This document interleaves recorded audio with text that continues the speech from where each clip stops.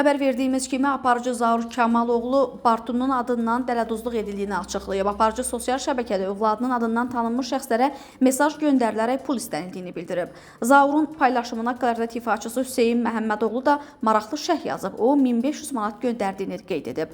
Pulumu qaytar, 1500 manat göndərmişəm deyə Hüseyn şərhində yazıb. O daha sonra bunun zarafat olmadığı, gerçəkdən pul göndərdiyini bildirib. Qeyd edək ki, Zaur Kamal izləyicilərini və tanışlarını oğlunun adından göndərilən mesajlara inanmamağa çağırıb. O bunun üçün polisə şikayət etdiyini açıqlayıb.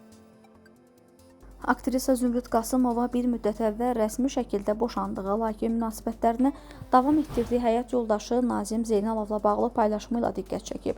Sənətçi Instagram hesabında həyat yoldaşı ilə fotolarını paylaşaraq hər zaman sən 18 il çox tez keçdi sözlərini yazıb. Qeyd edək ki, Zümrüd Qasımova daha əvvəl bəzi sənəd işlərinə görə həyat yoldaşı ilə rəsmi boşandıqlarını açıqlamışdı.